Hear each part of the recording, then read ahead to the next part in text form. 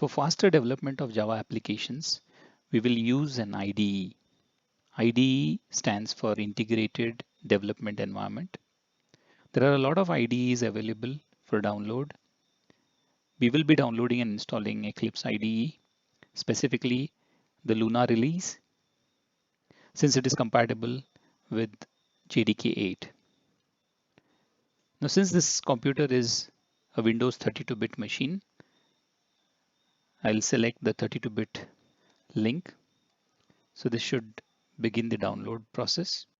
We get three options at the bottom of the screen. I have already downloaded this and saved it. So let me go to the downloads folder. So I see this zip has been downloaded, which is the Eclipse Java Luna SR2 Windows 32.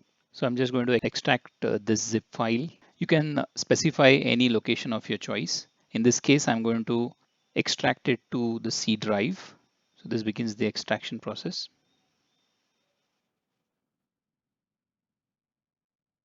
The extraction is complete. Let's navigate to the C drive. So we see this folder Eclipse Java Luna SR2 Win32. Let's go inside the Eclipse folder. So we see an application with this icon here. So let's double click this. And we need to specify a workspace location. So in this case, I have chosen C drive workspace. So this will automatically create a folder in the C drive with the name workspace.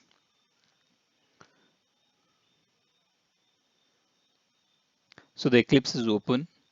We'll go ahead and create a new Java project. We'll just name this as Java demo as a project name. So we'll leave this as default since this is Java SE 1.8, which is exactly what we want. And the project layout, we'll leave it to the default selection, which is create separate folders for the source and the class files. If we just click on the configure default, we can see that the source folder name will be src and the output folder name will be bin. So this is when we run a Java program, it first compiles the program using the javac command, and the output of the javac command, which is the bytecode, the dot class file, will be saved in the bin folder. We can choose both the Java file and the compiled dot class file to be in the same folder, but this is how the default behavior is, and it is a best practice. So let's go ahead and click OK and proceed further. So we can leave this as it is. The default output folder would be Java demo/bin. So we have the project created. This is our source folder in which we will be creating our classes. So in this case, I'm going to create a class with the name example, like a simple Java program. And I'm going to select the public static void main, so it will be auto-generated. So this is a multi-line comment. And we also had a single line comment. And the main method is auto-generated. So we have the public static void main, which takes args parameter. And we will be writing a simple print statement.